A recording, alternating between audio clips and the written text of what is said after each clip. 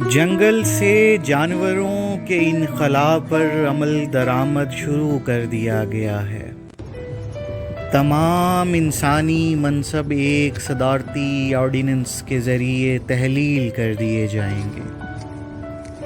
بھیڑیے کی بصیرت کے پیش نظر اسے سیاسی جماعتوں کی سربراہی دی جائے گی۔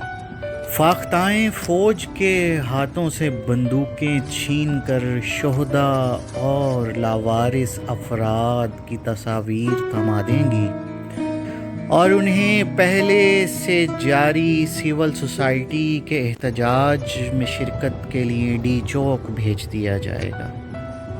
سرحدوں سے باڑیں ہٹا کر پھول اگائے جائیں گے جن پر تتلیاں اپنی مقرر کردہ شفٹ میں ڈیوٹی دیں گی۔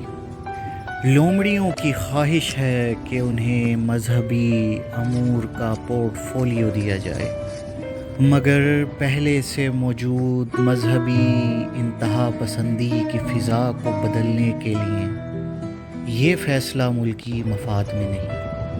اونٹوں کو واٹر بورڈ کی سربراہی دی جائے گی تاکہ وہ اپنی پشت پر پانی سے بھرے مشکیزے لاد کر صحرائی آبادیوں میں پانی کی فراہمی کو یقینی بنائیں۔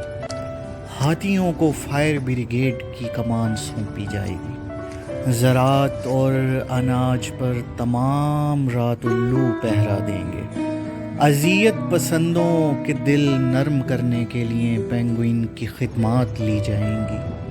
وزارت خزانہ کے لیے چیونٹیاں امیدوار ہیں۔ انصاف کی زبوں حالی کو دیکھتے ہوئے کوئی جانور، یہاں تک کہ گدھ بھی وزارت قانون کا حلف لینے کو تیار نہیں۔ تاہم اس حوالے سے اہم نام زیر غور ہیں۔ بحری سرحدوں میں ڈولفن مچھلیاں اپنا کردار ادا کریں گی۔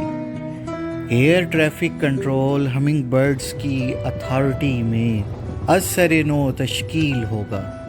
نسلی امتیاز اور صوبائی تعصب کی وبا سے نمٹنے کے لیے ہر فرد پر اینٹی ریسزم کی ویکسینیشن کروانا لازم ہوگا۔ ان سارے اقدامات سے پرامن معاشرہ تشکیل پائے گا، لیکن تب تک اس نظام سے باغی تمام انسان جنگل میں اسائلم لے چکے ہوں۔